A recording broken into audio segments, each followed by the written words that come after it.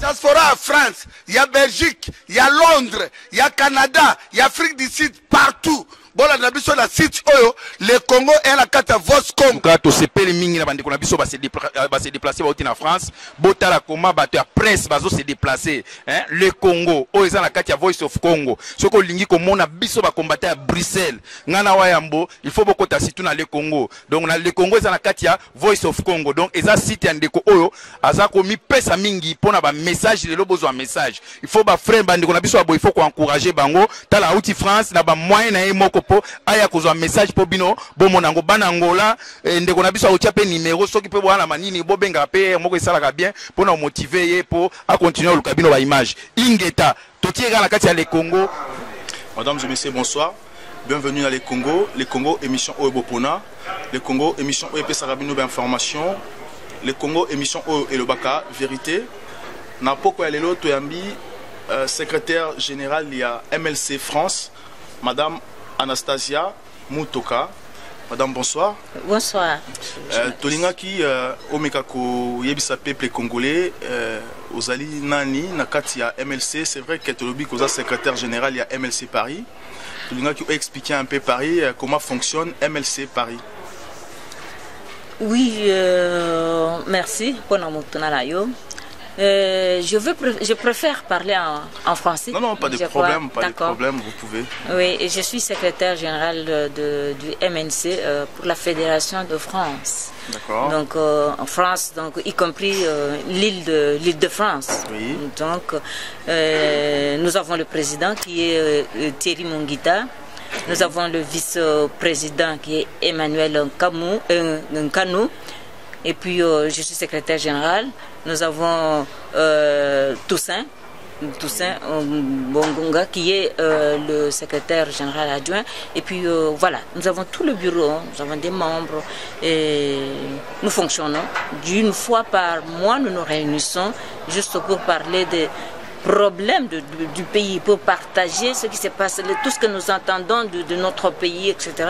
Et nous voyons sur base de ça et nous examinons maintenant l'état de notre parti et qu'est-ce que nous pouvons faire, parce que pour le moment nous avons notre président fondateur du MNC qui est en souffrance depuis plus de 5 ans et nous parlons de sa situation aussi, des actions que nous pouvons mener pour le pays partant de notre parti politique.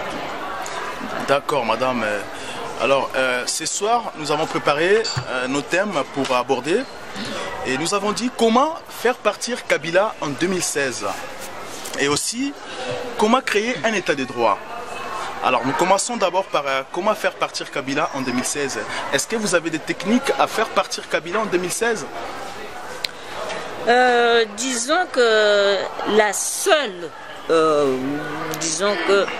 la seule solution que nous pouvons, disons, mettre en place pour que Kabila parte, c'est nous unir, avoir l'amour de notre patrie, avoir l'amour de notre peuple, parler un seul langage, nous lever vraiment comme un seul homme, parler vraiment avec un seul espoir qui est maintenant de libérer le Congo, parce que le Congo Kabila, nous parlons de Kabila, oui. Mais c'est-à-dire Kabila est venu occuper le Congo. Donc comme Kabila est venu occuper le Congo, il n'est pas venu seul, il est armé, il est entouré vraiment de ses proches, ses amis, etc. qui sont là et il travaille pour ses patrons qui l'ont placé au Congo. Mais nous, si nous sommes Congolais et nous voulons, notre pays s'appelle très bien la République démocratique du Congo. Il faut qu'il y ait vraiment une vraie démocratie. La démocratie, c'est-à-dire quelqu'un qui sera là pour nous gouverner, mais qui doit sortir du peuple. C'est le peuple qui doit maintenant le choisir et le placer maintenant sur le trône de la République démocratique du Congo. Et quand vous dites qu'il faut se réunir pour chasser Kabila et son système, vous comptez toujours à Jean-Pierre Mbemba qui est en prison aujourd'hui, ou vous proposez un autre candidat, ou vous soutenez le Congolais qui sera capable à mettre Kabila à l'extérieur? Voilà, quand nous parlons de la libération du pays, de la République démocratique du Congo, nous parlons pour notre parti. Il y a Jean-Pierre Mbemba qui a pensé à ça, parce qu'il est le seul Congolais qui s'est levé contre le pouvoir, l'armée d'emprunt de Laurent Désiré Kabila, qui est entré avec ces étrangers au pays. Et quand ils ont vu que ce n'était pas pour réellement instaurer la démocratie, c'était une autre forme de dictature, plus pire que la dictature de Mobutu qu'on ne voulait pas, il s'est levé. En tant que Congolais, il s'est levé, il s'est fâché parce qu'il voulait vraiment que tout change et qu'on commence maintenant à parler de la vraie démocratie, pas de dictature. Donc le seul, et qui a même créé une branche armée parce que l'opposition était là, forte, avec le premier parti politique, UDPS, mais notre président élu, Etienne Tshisekedi, il est là, tellement qu'il a un cœur, je ne sais pas, paternel, il ne veut pas que le sang coule, il ne voulait pas qu'on prenne les armes, etc. Lui, c'est, disons, par le faire partir par le droit, etc., par les élections, etc.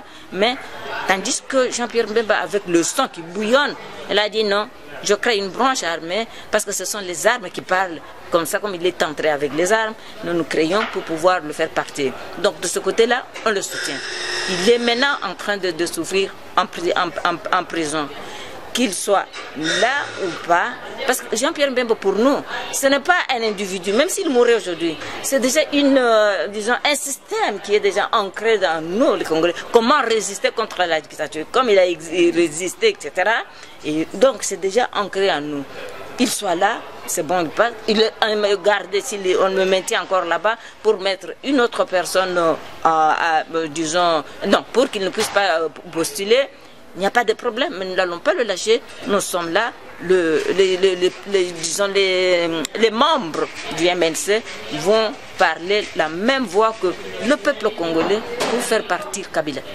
Donc, s'il y a quelqu'un d'autre, par exemple, pour le moment quand il était maintenu, il a fait appel aux membres pour qu'ils puissent voter pour le président qu'on a élu, Etienne Tshisekedi. Tandis qu'Etienne n'est pas du MNC. Il a dit votez pour tel et on a voté. S'il y a encore quelqu'un qui se lève et qui se présente, il dit mais c'est celui-là qui va passer. Pourvu qu'il soit congolais.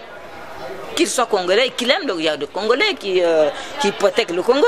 Mais pourvu que celui-là soit vraiment quelqu'un qui aime le Congolais et qui aime le peuple congolais.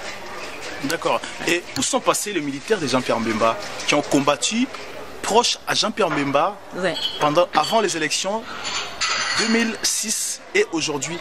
Où sont-ils passés?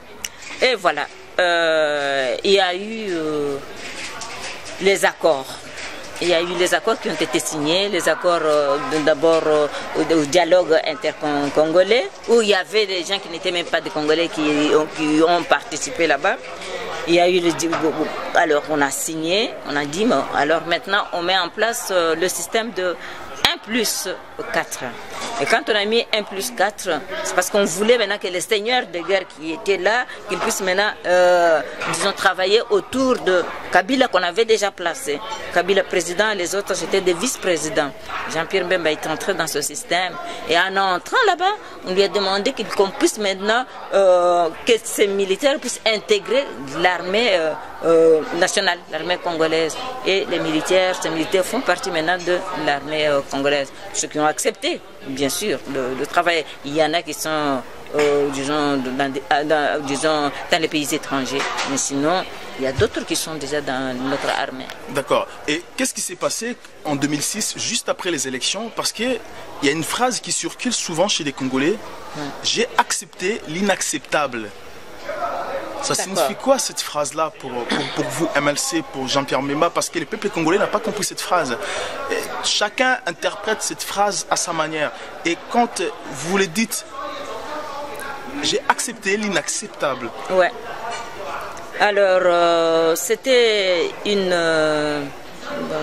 décision, une proposition qui lui a été faite pour qu'il puisse accepter l'échec.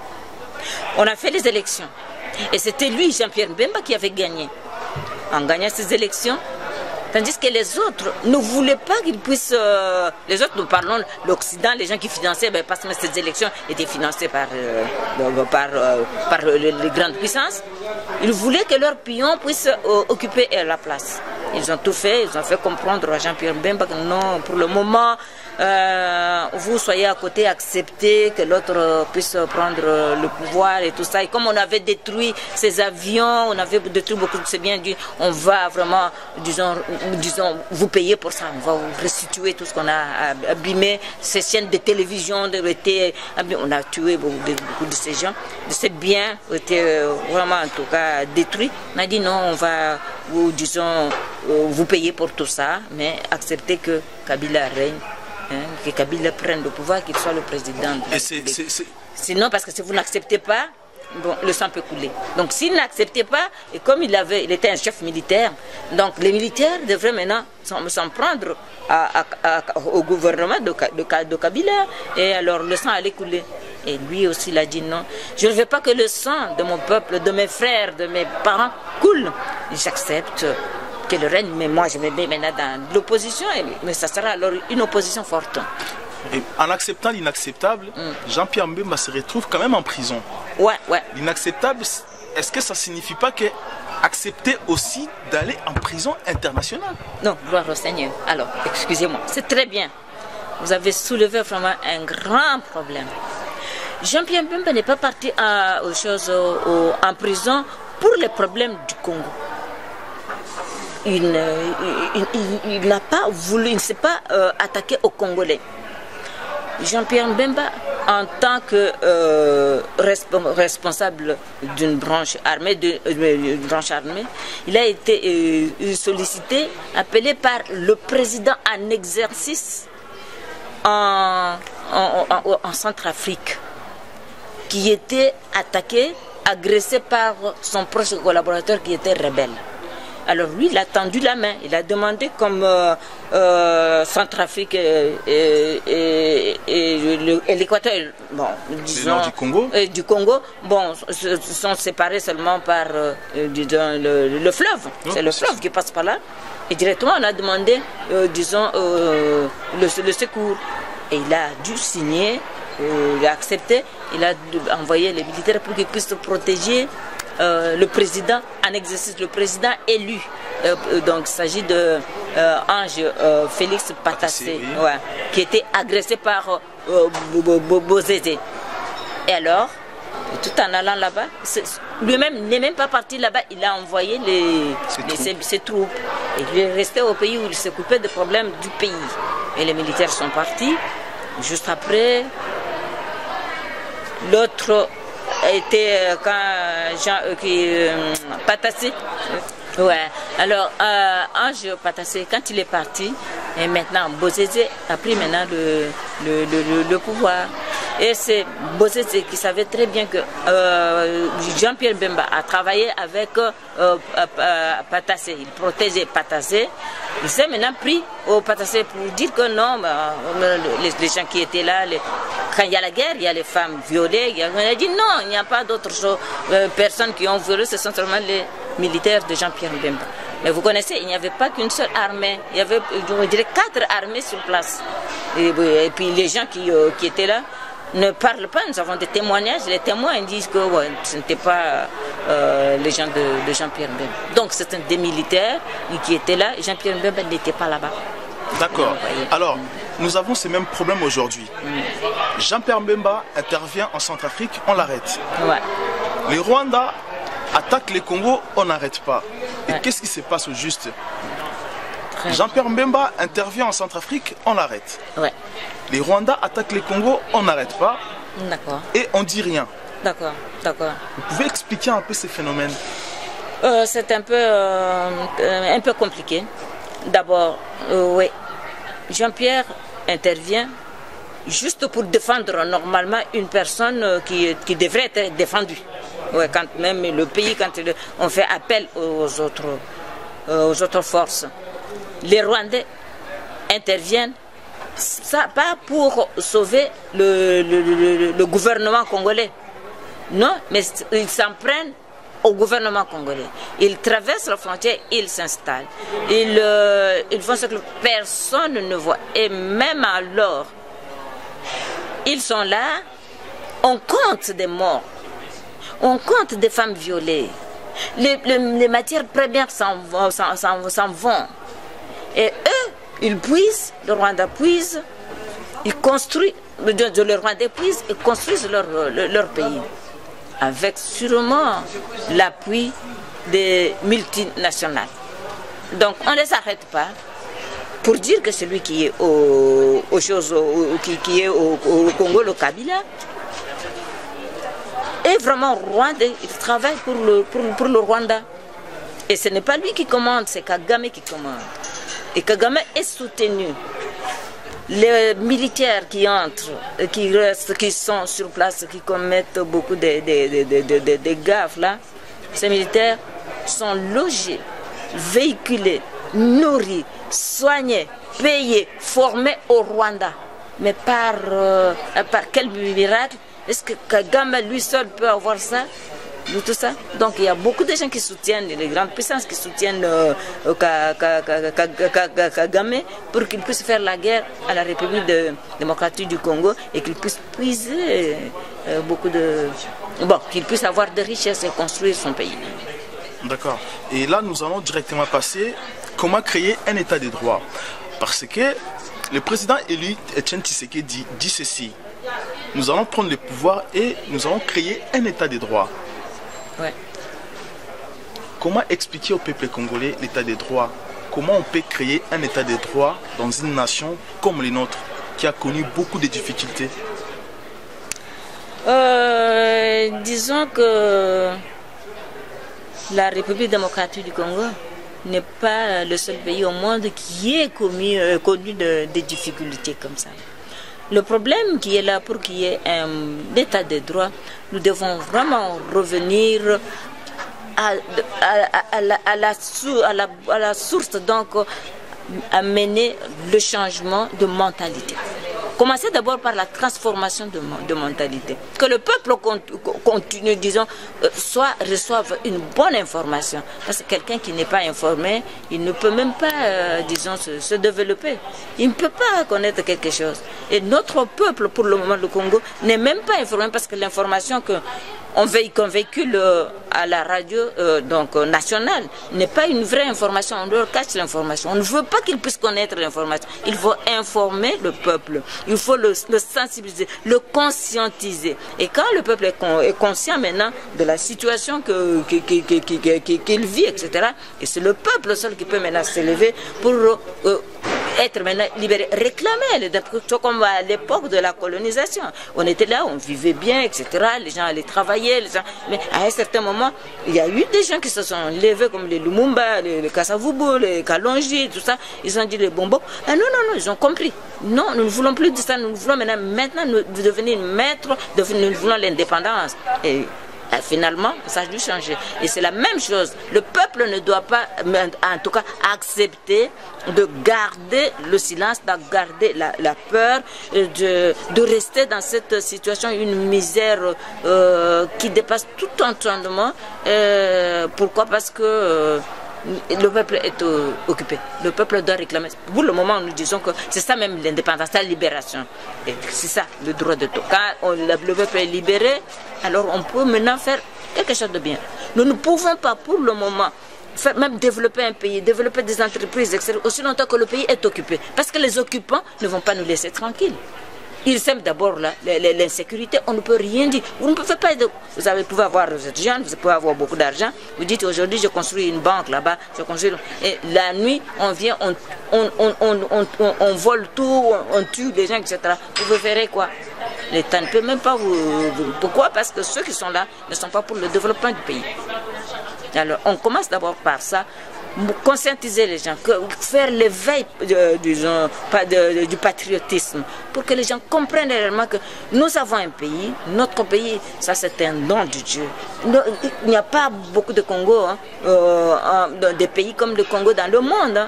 Et nous sommes un pays convoité, vraiment en tout cas, par beaucoup de peuples. Mais si nous comprenons maintenant la valeur de notre peuple, et nous comprendrons maintenant notre valeur. Nous ne pouvons pas accepter la corruption, laisser abandonner la corruption, mais nous lever, nous aimer, vraiment laisser les différences. Il y a des différences, pas de tribalisme, celui-là est de tel. Il est congolais, il est mon frère. Nous devons travailler ensemble pour le pays. Aimer le pays, et alors le bonheur du peuple sera vraiment en tout cas quelque chose de bien, le fruit de cet amour. Est-ce que vous croyez à la résistance? Bien sûr. Et je suis résistante moi-même. Est-ce que Jean-Pierre Je suis résistante. Alors, d'abord, voir ce que vous aviez parlé, je vais vous dire que je suis résistante. Je suis combattante, moi. Alors, je suis combattante. Et dans notre, disons, combat, notre lutte pour la libération du Congo, nous travaillons avec plusieurs associations, plusieurs ONG, et des associations pas seulement congolaises, même les Africains. Il y en a qui nous appuient. Nous travaillons avec même des amis français, des amis d'autres pays qui nous aiment, etc., et qui nous aident. Et nous avons un frère, donc une association qui est quelque part, je crois, à Lyon. Et voilà, Convergence pour l'émergence du Congo. Alors, qui a pensé, oui, qui a pensé à faire comme ça. Bien, comme ça, il va filmer. Ah, d'accord. Et alors, là, j'ai tourné une page. C'est vraiment une page. Je devrais vous montrer la première page, là, oui, si vous voulez. La première page.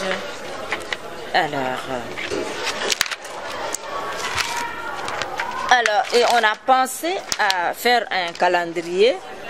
Alors, Ingeta, c'est le slogan de nous, les combattants.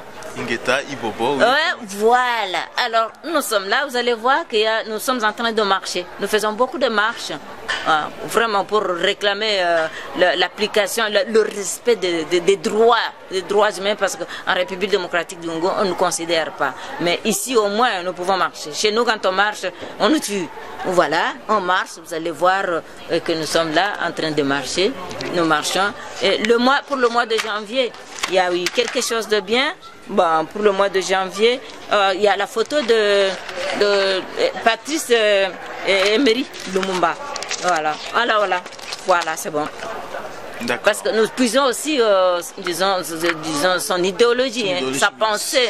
Il n'a pas vécu, mais il nous a laissé vraiment quelque chose de bien. Il s'est sacrifié pour le Congo.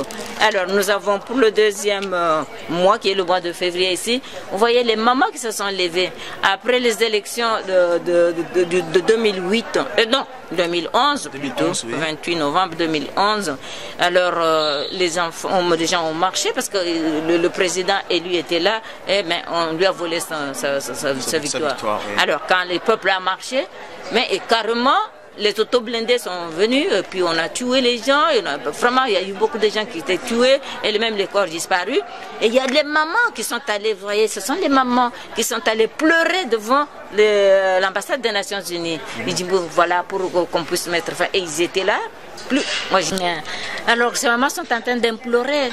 Ils demandent aux Nations Unies d'intervenir pour qu'on ne puisse pas tuer les gens quand les gens marchent, parce que c'est un droit de marcher, de manifester, et quand même. Ils n'ont même pas de couteaux, même pas de fusil, mais qu'on les laisse marcher, quand même, c'est un droit démocratique. Alors, elles sont là en train de pleurer, etc. Leur façon aussi d'apporter leur contribution au processus démocratique. Alors, nous avons nos 3 martyrs que nous voyons très bien. Alors, nous avons Fidèle, voilà, vous voyez, Fidèle Bazana. Oui. Nous avons Floribert Chebea. Oui. Et nous avons Armatungulu, bon, qui sont morts pour le Congo. Ils sont morts se sont sacrifiés pour le combat, oui. Pour le combat, parce qu'ils ont résisté. Alors voilà, comme nous là, on a voulu vraiment les éliminer. Et nous trouvons aussi d'autres personnes qui pour le moment sont en train de souffrir parce qu'ils ont refusé la corruption, ils ont refusé de travailler avec Kabila, ils ont voulu sauver le Congo. Nous parlons de sauver. Alors nous avons le pasteur Coutinho qui a lancé juste une idée, sauvons le Congo. Et parce qu'il voulait organiser une réflexion sur comment sauver le Congo, on l'a arrêté. 10 ans en prison, il n'est même pas jugé, rien du tout, mais il purge sa peine. Il a déjà fait plus de 7 ans en prison et il continue à être là, vraiment, juste pour le Congo, il n'a rien fait de mauvais. Et de l'autre côté, nous avons Jomin Dongala, qui lui est là, il a tout refusé, il dit maintenant, il reconnaît la victoire du président élu de Etienne Tshisekedi. Il travaille avec Etienne Tshisekedi. Alors, parce qu'il a appuyé Etienne Tshisekedi, on lui a cherché en tout cas toute la misère du monde. Et il est en train de purger la peine. Il a des enfants, il a une femme qui crie, une femme vraiment qui tient même des conférences de presse, personne ne l'entend parce que l'homme qui est au pouvoir est trop soutenu et il veut maîtriser l'opposition, tous les résistants, il est contre tous les résistants. Et maintenant je vous dis qu'il s'en prend déjà à Vital Kamerhe. Vital Kamerhe, parce que Vital a reconnu que vraiment l'autre avait triché et tout ça, c'est Etienne qui a, disons, gagné. Mais maintenant, il livre la guerre contre Etienne, Vital Kamerhe. Vital doit être poursuivi et condamné, il doit faire 3 ans de prison. Parce qu'il a dit qu'on a bourré Wivin Mouleka a bourré les choses, les caisses. Mais il y a eu fraude quand même, c'était reconnu internationalement. Pourquoi on n'a pas arrêté le fraudeur? Il y a eu fraude. Il y a eu vraiment en tout cas des preuves tangibles. Il y a eu des preuves tangibles de bulletins, plus de 5000 je crois. Déjà coché candidat numéro 3. Et qui venait de l'Afrique du Sud, là où on a fabriqué tout ça. Déjà coché pour lui. Il y a eu des véhicules qui ont été brûlés à Lubumbashi, à Takex, avec des bulletins. Déjà cochés et tout ça pour Kabila, etc. On a trouvé des preuves, beaucoup de preuves comme ça. Mais lui qui a volé, qui a triché, on ne le soupçonne pas. Mais c'est lui-ci qui a parlé, il dit mais non, Wivin, comme elle est du PPRD, et alors il doit... c'est elle qui aurait permis qu'on puisse bourrer les urnes. Que les urnes soient bourrées par Wivin ou pas, mais les urnes ont été bourrées. Là, on le sait. Mais pourquoi on poursuit seulement Vital Kamerhe? Parce qu'il est opposant. Parce qu'il appuie les autres, il ne veut pas, disons, rejoindre Kabila. Le système Kabila. Donc la guerre qui est là, c'est la guerre contre le Kabila, des occupants, des envahisseurs, contre le peuple congolais qui résiste et qui réclame ses droits. Parlons un peu des Katakatanga, les militaires qui sont sortis à Lubumbashi, qu'on appelle les Katakatanga. D'où vient ce mouvement Katakatanga? Qui est responsable? Qui a créé ce mouvement Katakatanga? Je crois ça doit être les Bakata. Bakata, c'est-à-dire les gens qui sont les riches du Katanga, quelque chose comme ça. Donc c'est une milice. Une milice qui était entretenue autrefois par Nguzi Karibonde et attendez, Nguzi Karibonde et le gouverneur. Bon, alors son nom est parti, je vais vous dire son nom, qui était à Lubumbashi. Alors, cette milice, c'était une milice de Juferi. Ouais, et avec Juferi, le parti politique de Nguzi Karibonde. Oui. Voilà. Alors, cette milice à Evray, c'était toujours soutenu et nourri par les autorités katakatangaises. Alors, Nguzi est parti, mais le gouverneur du Katanga là, est resté encore là-bas, mais je crois qu'il est même... Kyungu Akmwaza, merci beaucoup. Voilà, Kyungu Akmwaza, Kyungu est là et il continue toujours à alimenter cette milice-là. On leur donne des habits, la nourriture et tout, et c'est tout soutenu. Et maintenant, on a dit que ça doit devenir jouer le rôle de Maï-Maï pour la défense du pays, mais pour eux c'est la défense du Katanga, parce que le Katanga veut, disons, rester libre. Soit s'il y a un Katangais au pouvoir, d'accord, là il reste dans le Congo, mais s'il n'y a pas de Katangais au pouvoir, là il se retire. Et ils font ça pour juste créer, disons, l'insécurité au Katanga et tout ça. Cette milice existe, mais c'est la Juiférie. C'était la milice de Numbi. John Numbi. John Numbi était dans cette milice. John Numbi n'avait pas fait l'école militaire. John Numbi n'a jamais été pilote, mais quand ils sont entrés avec Mouzé des Kabila, avec l'AFDEL, il a été nommé, disons, responsabilisé comme étant général de la force aérienne, comme vous comprenez. Il n'y a que chez nous où ça peut arriver. Quelqu'un qui n'a même pas une notion d'aviation, mais qui devient là-bas quelqu'un qui n'est même pas... Voilà. Donc c'est entretenu. Et jusqu'aujourd'hui, il continue toujours à entretenir cette milice-là. C'est ça, les Bakata, là. Tout ça. Et aujourd'hui, Kabila s'en sert pas des Katakatanga. Cette milice-là, il ne met pas la main dessus, Kabila. Disons que pour lui, c'est une milice qui peut un jour se tourner contre lui. Parce que les gens qui travaillent dans cette milice sont des Congolais, hein, mais qui connaissent l'origine de Kabila, qui savent que cet homme-là n'est pas katangais, mais on l'a appuyé comme ça parce que il était avec le nôtre, avec Laurent Désiré Kabila. Donc, il ne travaille pas avec la milice. Il est contre cette milice-là. Jean-Pierre Mbemba fait confiance aux combattants. Bien sûr. Bien sûr, il fait confiance aux combattants. Il sait que les combattants sont là. Ils mènent la même lutte que lui, la libération du pays. Là, et puis quand il y a même des manifestations, il permet même à son épouse de parler ou de faire appel aux combattants, parce que nous sommes des combattants pour le pays, nous sommes là, etc. Mais voilà, il y a des manifestations qui doivent se faire, etc. Il fait confiance aux combattants. D'accord. Récemment, il y a eu des problèmes à Paris entre les combattants. Il y a eu des combattants qui sont en relation avec les M23. D'accord. Et certains combattants ont dit même que MLC a un mot à la main sur RCK Paris. D'accord. Cela est-il vrai? Oui, j'ai suivi cela et puis là où j'étais, j'ai failli m'arracher les cheveux. J'ai suivi, c'était Volcan qui le disait, il confirmait, parce que Volcan faisait partie des combattants de RCK. Mais disons que, comme dans toute association, toute organisation, il y a la discipline. Et si vraiment on voit qu'il y a des failles de votre côté, on peut directement vous écarter. Il est écarté de combattants, ce milieu-là.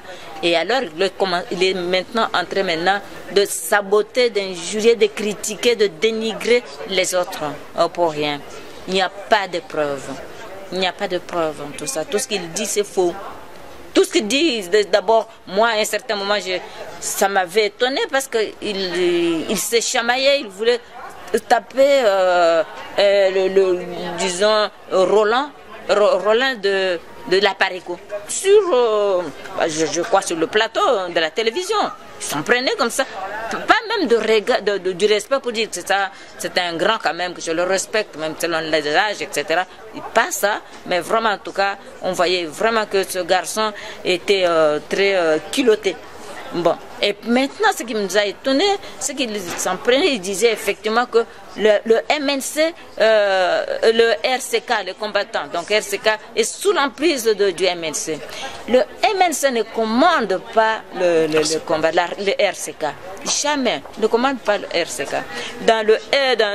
Parmi les combattants, je dis, il y a plusieurs personnes qui sont des membres des partis politiques, certains partis politiques, on en a même 5. Et puis, il y a des associations. On est là parce qu'on a une guerre, une lutte commune. Nous nous battons pourquoi? Pour le Congo. Le Congo qui ce gâteau que les autres veulent se partager. Nous ne voulons pas que ce Congo parte, que ça soit partagé. Nous voulons être unis et nous voulons travailler. Si une association organise une manifestation, nous appuyons, nous marchons ensemble, nous réfléchissons ensemble pour ça parce que c'est pour le bien de notre peuple. Alors, il n'y a pas dans le MNC, il y a les membres du dans le RCK, les membres du MNC qui sont aussi membres de RCK. Ils occupent des postes là-bas parmi les cadres qui commandent. Voilà. Mais comme ils sont là, ils commandent et lui, on l'a fait partir. Il s'en prend maintenant aux membres qui sont là. Il y a 2, il a même cité leur nom, tel. Et puis en ne se trompant en parlant que Jean-Marie Mboyo, c'est le secrétaire général du MNC. Non, Jean-Marie Mboyo travaille avec nous, il est le porte-parole. Il n'est pas secrétaire général du MNC France, c'est moi. Jean-Marie joue à son poste là-bas. Bon, il est apprécié. C'est un battant. Il est avec nous, comme Dieu donné Djamba, ils sont là. Ils sont tout en étant là-bas, ils sont aussi dans RCK. Donc, moi, je suis dans RCK, mais je n'ai pas de responsabilité là-bas. Donc, il y a des gens qui ne sont pas... Même lui, Volcan. Papi Volcan, il était dans une association, mais il a eu les responsabilités dans RCK. Et maintenant, RCK l'écarte.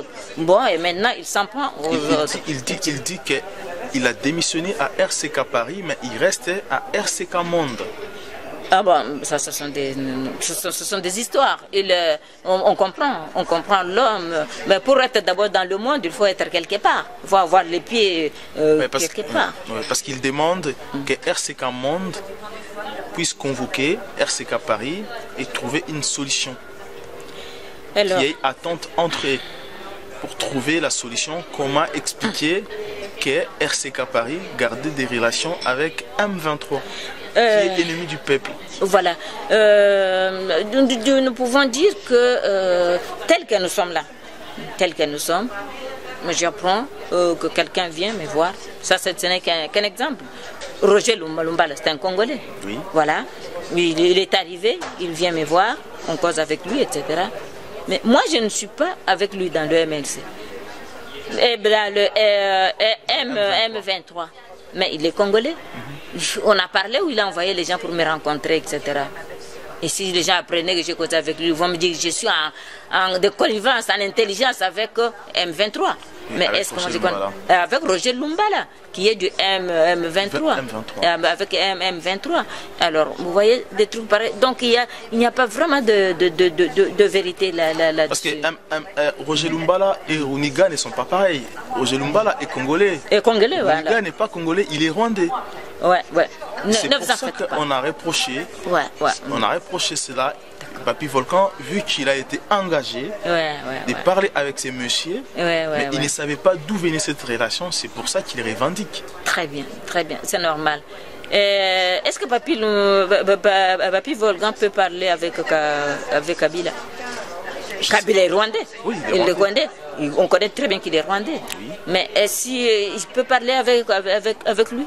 Parce que nous sommes maintenant dans le processus normalement, de dialogue, qu'est-ce qu'on peut faire, etc. Et même quand il y a des gens qui se battent, etc., on cherche des négociateurs, comment on a fait, des médiateurs qui viennent intervenir, on dit mais non, il faut dialoguer, il faut faire ceci, etc. Et si on dit de causer avec vous, vous allez refuser. Donc, moi, je suis sûre que Sali, Martin Sali, n'est pas de connivence avec M23. D'accord? Moi, je suis sûre. Là, je le dis parce que je le connais très bien. Et je suis sûre que lui, il ne collabore pas. Peut-être qu'il y a eu les gens qui sont arrivés, mais à dire qu'il a accepté de collaborer avec eux et tout ça, non. Vous dites que Martin Sali est votre chef à Paris, au niveau des combattants. Et par contre, on sait que dans le monde entier, on sait qu'il n'y a pas de chef des combattants. Il n'y a aucun chef. D'accord, ok. Non, ça dit que il engage, il est le coordonnateur. Il est au-dessus, tout le monde. Chez RCK, Ouais. parce qu'il y a différentes associations. Ouais. Chez RCK, il est responsable. Il est responsable. Mais chez BPK, ouais. il n'est pas responsable, par exemple. BPK, mais nous parlons de On parle voilà. de RCK. Au moins que si vous êtes chez RCK, là, on comprend qu'il peut être votre chef. Mais si vous n'êtes pas de RCK, il n'est pas votre chef. Voilà. Donc, disons que c'est presque la même chose. Parce que quand il y a des manifestations et qu'on commande pour les combattants, etc., et c'est lui qui mène, qui envoie des convocations, voilà, on travaille dans une même dynamique. Et ce sont des jeunes vraiment dynamiques. J'aime bien leur façon d'agir, leur façon de commander. J'aime bien vraiment la façon dont ils mènent le combat. Mais je n'aime pas de division. Mais j'aime bien qu'on punisse aussi parce que nous luttons contre l'impunité. Mais si vous êtes là, vous faites des bêtises, on ne vous punit pas, c'est pas bien. Il faut qu'il y ait de la discipline. Et c'est ça. D'accord. Est-ce que vous travaillez aussi avec Apariko Ngwanda? Oui, on travaille avec l'Aparico. En fait, je peux dire que je travaille avec, on travaille ensemble pour le Congo. Quand l'Aparico se lève et lance des actions pour le Congo, je me lève aussi et je vais là-bas. Dernièrement, la marche du 1er février, c'était à l'appel de l'Aparico et on est allé, on a marché aussi, on a soutenu parce que la cause était juste. On parlait de ces multinationales qui sont même installées ici, on fabrique les portables, on fabrique avec les matières qui viennent de chez nous, mais pour les avoir, il faut tuer les femmes, il faut les violer, les hommes, les femmes, les enfants, il faut les violer, il faut se faire ceci. Voilà. Donc on a dit non, on se lève, on va marcher. Et si moi, vraiment, en tout cas, je me suis vraiment engagée dans ce combat. D'abord, je crois que c'était en 2006, c'était à l'appel de Honoré Ngwanda. Donc on avait organisé un séminaire, un congrès, je crois, ici à Paris. Et on était là et carrément un confrère, James, qui me dit, mais les gens devront prendre la parole. Alors, est-ce que vous pouvez parler en Chiluba? Il y a qui vont parler en français, tout ça. Il faut 4 personnes pour les 4 langues nationales. Carrément comme ça, spontané. Je dis oui, il n'y a pas de problème. Et on faisait la campagne pour Jean-Pierre Mbemba. Et c'était le jour où j'ai aimé participer à cette campagne et j'ai commencé maintenant à voir Jean-Pierre Mbemba, qui est-il, etc. Et c'était à l'appel de Honoré Ngwanda. Et là, quand je me suis levée, j'ai dû parler. Et j'ai dit, mais j'ai appelé les gens à voter. J'ai dit, mais nous sommes de la diaspora. On nous a interdit on nous a privé ce droit-là de voter alors que nous sommes des Congolais. On sait que nous ne pouvons pas cautionner des bêtises. Donc nous voyons clair. On dit nous ne voulons pas voter. Mais vous êtes au pays. Comme vous êtes au pays, nous savons très bien que vous allez voter. Alors votez pour... Moi j'ai dit, votez pour... il y a 2 personnes. Il y a la poule et il y a l'oiseau. Et vous avez les grains. Vous allez nourrir. On vous dit maintenant de nourrir les deux oiseaux-là. Voilà. Donnez, alors si vous êtes là, prenez les grains, donnez à la poule. La poule, si vous donnez les grains à l'oiseau, l'oiseau va vraiment manger. Mais l'oiseau va s'envoler. Mais prenez le grain, donnez à la poule. La poule sera là, la poule va pondre les œufs, la poule va faire sortir les poussins, la poule, avec les poussins vous aurez le poulet, vous pouvez avec ça vendre, avoir l'argent, etc. Ça reste, la poule est là pour vous. Un visiteur qui vient, la poule va vous servir. Vous allez prendre un poulet, vous allez manger, etc. Donc la poule, c'est Jean-Pierre Mbemba. Moi, Namboka. Tandis que Kabila, vous voyez, c'est un oiseau. Il est venu, il picote, il va partir. Hein. Vous saviez là où il est? Vous l'avez vu grandir. Il est venu. Et il partira, c'est l'oiseau. Et c'était un message que j'avais lancé. Et quand Honoré Ngwanda a pris maintenant la parole, il a dit, oui, de ces compatriotes qui sont passés, des 4 compatriotes qui sont passés, j'ai beaucoup apprécié le message de la sœur qui a parlé en Chiluba. Voilà. Donc, moi, Namboka. voilà, on vous appelle à voter Mwana Mboka. Et à partir de ça, j'ai vraiment eu beaucoup d'attachement, de compassion, d'amour pour Jean-Pierre Bemba, pour le servir, pour participer à sa lutte. Donc c'est à partir de l'appel de la Pareco. Donc je ne peux pas oublier. Voilà. Est-ce que vous pensez que la Pareco de M. Ngwanda peut libérer le Congo par les armes? Disons que la Pareco libérée par les armes, je ne pense pas. D'abord, la Pareco n'a pas une armée structurée parce qu'il faut une armée, n'a pas d'armée. Même si aujourd'hui on faisait des petits complots pour acheter des armes, on ne peut pas. Parce que non, c'est impossible. Moi, je ne pense pas que la Pareco puisse le faire. Seul, non. Mais s'il entre, voilà. Bon, il collabore avec les autres Congolais, les autres.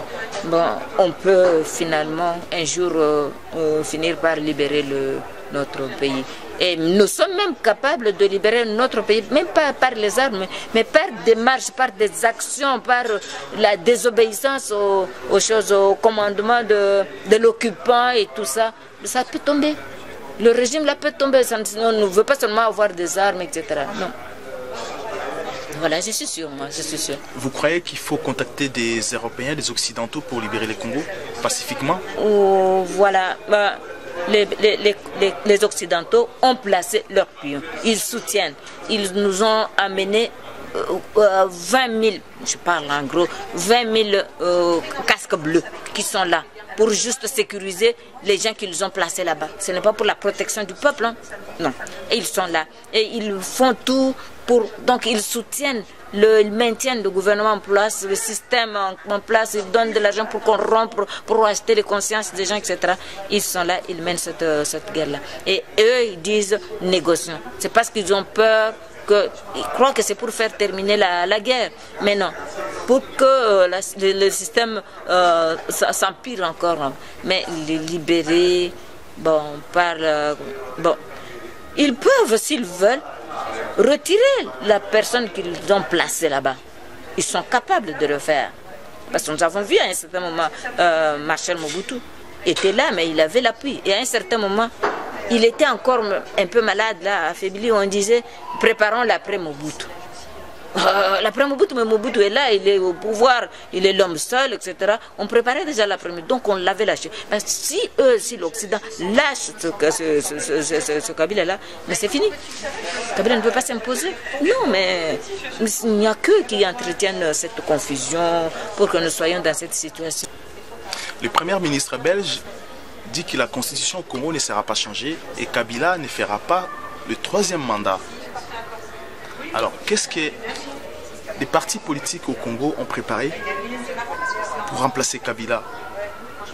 Est-ce que l'Europe va enlever Kabila pour mettre encore le même système, le même Rwandais au pouvoir du Congo, ou la classe politique congolaise ont préparé déjà quelqu'un qui est congolais qui remplacera Kabila? Ah oui, ça c'est vraiment une très belle question. Le Congo a son président, les Congolais, le peuple congolais a son président qu'il a élu aux élections de 2011. Ce président est encore là, c'est Étienne Tshisekedi. Mais on n'a pas voulu qu'il puisse prendre le pouvoir. Ils lui ont placé leur truc. Mais ils ne peuvent pas, nous voyons très mal comment ils vont encore préparer un autre Rwandais ou un Ougandais et tout ça pour venir le placer au Congo. Non. Le problème qui est là, c'est que le peuple, la constitution est là, avec la corruption de Kabila, etc., pour acheter conscience de députés, pour qu'ils puissent retoucher la constitution, le peuple est déjà averti.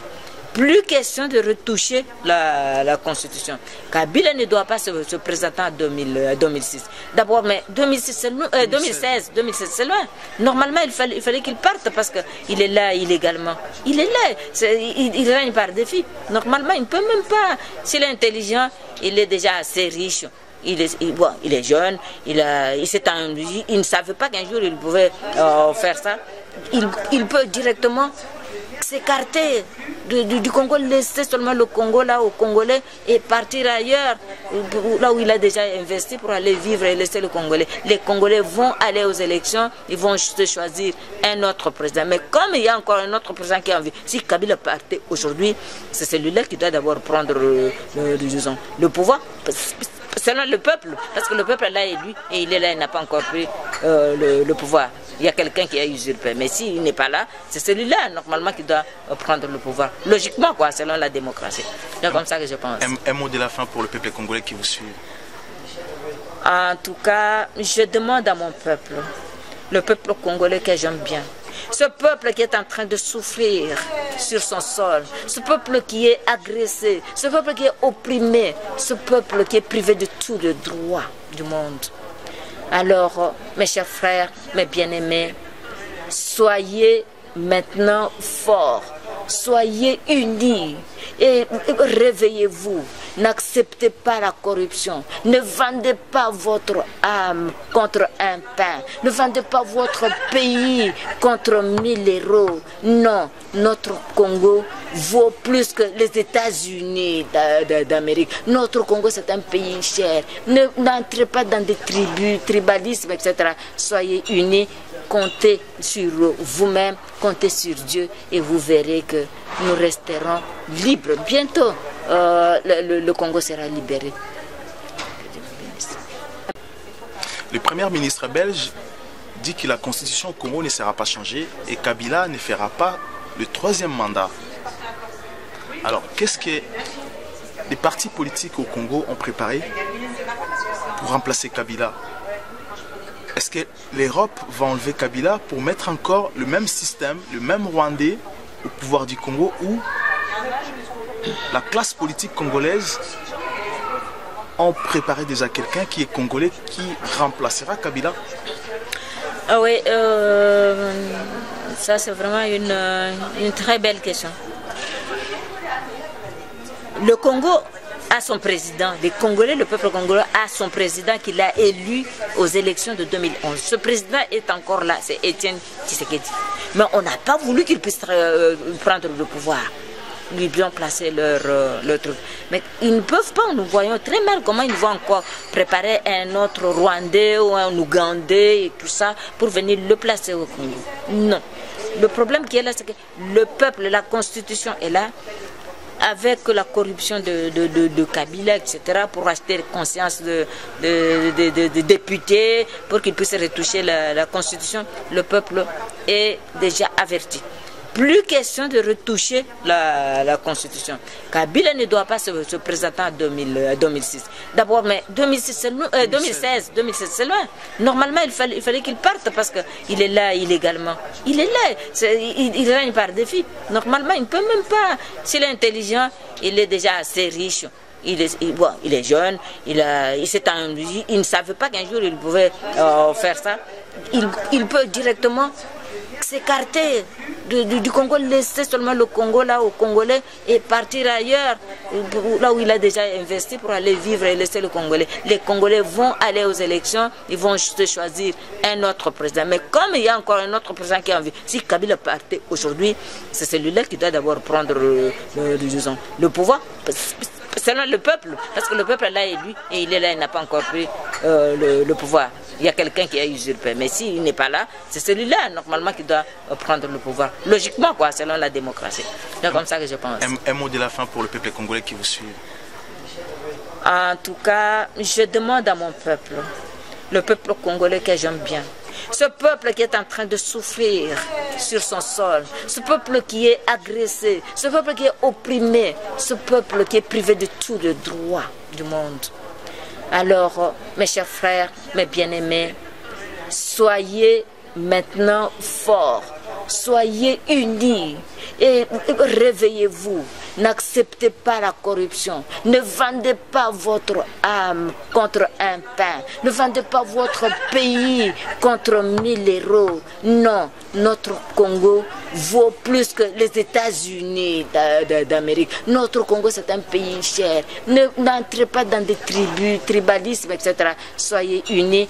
Comptez sur vous-même, comptez sur Dieu et vous verrez que nous resterons libres. Bientôt, le Congo sera libéré. Merci Madame Anastasia Mutoka, secrétaire générale à MLC Paris. France. Na ndenge répondre à l'invitation d'Abisso, peuple congolais, Ayoki Makambolobi. Et merci encore na peuple, na kanisi boyoki Madame Mutoka, na ndenge a expliqué bino, na ndenge te développer ba thème oyo bokomela kibiso. Et merci encore na équipe Nanga Mobimba. Landry Photo na réalisation, MKM Production na Sima Caméra, Kaki Kaniki na staff technique, puis na fan club na biso na Canada, Marion Drossa. Et puis na chaîne na bino Obolinga Kamingi, Voice of Congo TV, voiceofcongo.net. Bolembate, bokomelaka toujours biso parce que tozawana, po binonde, bolingi tozala, la question na bino ekomaka, nyonso bokomaka, tout temps rappel, to répondre à bino. Prochainement, Tokoyamba ba invité Moussoussou. Bokoma, Bokomona, ba réaction et Kozala. Merci encore, à très bientôt.